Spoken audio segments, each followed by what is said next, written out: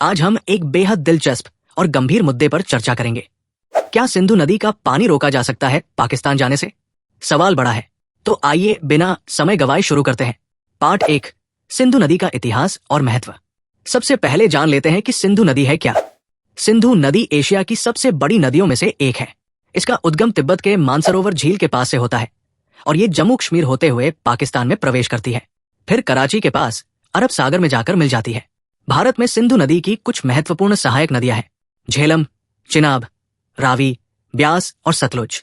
इन नदियों पर खेती, पीने का पानी और बिजली उत्पादन, तीनों चीजों के लिए निर्भरता बहुत ज्यादा है और पाकिस्तान की तो 80% खेती सिंधु नदी और उसकी सहायक नदियों पर निर्भर है। पार्ट 2, सिंधु जल संधि 1960। अब बात करते हैं सबसे महत्वपूर्ण पहलू की, सिंधु जल संधि, इंडस वाटर ट्रीटी की। 1960 में भारत और पाकिस्तान के बीच एक समझौता हुआ था। भारत के तत्कालीन प्रधानमंत्री पंडित जवाहरलाल नेहरू और पाकिस्तान के राष्ट्रपति अयूब खान ने इस संधि पर हस्ताक्षर किए थे। विश्व बैंक इस संधि का गवाह बना था। इस संधि के तहत 3 नदियां, रावी, ब्यास और सतलुज, भारत को दी गई और सिंधु, झेलम और चिनाब पाकिस्तान को दी गई। मतलब साफ है, भारत सिंधु, झेलम और चिनाब के पानी का सीमित उपयोग कर सकता है, सिर्फ सिंचाई, बिजली उत्पादन और कुछ घरेलू कार्यों के लिए। लेकिन नदियों का फ्लो रोकना, डाइवर्ट करना या पानी को रोककर नुकसान पहुंचाना मना है। पार्ट 3, क्या भारत सिंधु का पानी रोक सकता है? अब मूल सवाल, क्या भारत सिंधु नदी का पानी पाकिस्तान जाने से रोक सकता है? कानूनी दृष्टि से देखें तो सीधा जवाब है नहीं, क्योंकि भारत ने संधि पर हस्ताक्षर किए हैं और उसे अंतर्राष्ट्रीय स्तर पर मान्यता प्राप्त है। अगर भारत एकतरफा पानी रोकता है तो ये अंतर्राष्ट्रीय कानूनों का उल्लंघन होगा और इससे भारत की छवि भी प्रभावित हो सकती है। लेकिन ध्यान दीजिए, संधि भारत को अपनी जरूरत के लिए न्यूनतम उपयोग की अनुमति देती है। मतलब भारत अपने हिस्से का पानी पूरा इस्तेमाल कर सकता है, नई सिंचाई परियोजनाएं बना सकता है, नए डैम बना सकता है और जल विद्युत परियोजनाएं भी कर सकता है, बशर्ते बहाव न रोका जाए। यानी पानी को अपने काम में लेने का पूरा हक है, लेकिन जानबूझकर पाकिस्तान तक जाने से पूरी तरह रोकने का हक नहीं है।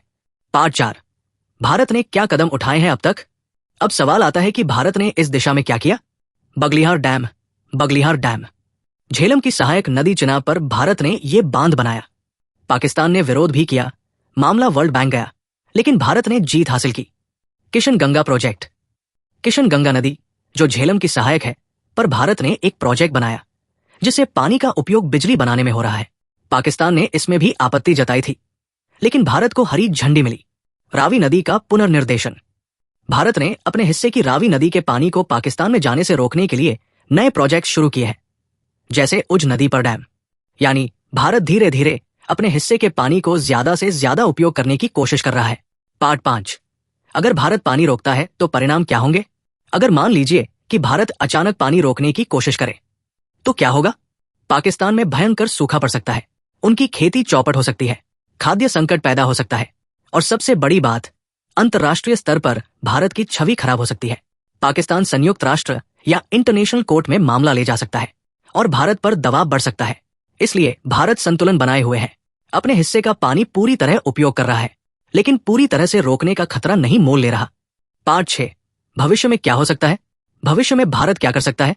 अपने हिस्से का एक एक बूंद पानी सही तरीके से उपयोग करे, नए डैम और जल विद्युत परियोजनाएं बनाए, सिंचाई के लिए अधिकतम पानी का दोहन करे, बिना संधि का उल्लंघन किए पाकिस्तान पर जल कूटनीति का दबाव बनाता रहे, क्योंकि जल भी अब एक बड़ा रणनीतिक हथियार बन चुका है, जहां युद्ध अब गोलियों से नहीं, पानी से लड़े जाने की संभावनाएं बढ़ रही है। तो दोस्तों, निष्कर्ष यही है कि भारत सिंधु नदी का पानी पाकिस्तान जाने से पूरी तरह नहीं रोक सकता, लेकिन अपने हिस्से का हकदार पानी पूरा पूरा उपयोग कर सकता है। जरूरत है समझदारी, दूरदर्शिता और रणनीति की। अगर भारत इस दिशा में सही तरीके से काम करे तो न सिर्फ अपने किसानों को पानी दे सकता है, बल्कि पाकिस्तान पर भी नैतिक और रणनीतिक दबाव बना सकता है। तो उम्मीद है आज का वीडियो आपको पसंद आया होगा। अगर आपको जानकारी अच्छी लगी हो तो लाइक करिए, शेयर करिए और कमेंट में जरूर बताइए कि इस मुद्दे पर आपका क्या विचार है। मिलते हैं अगले वीडियो में, तब तक के लिए जय हिंद, वंदे मातरम।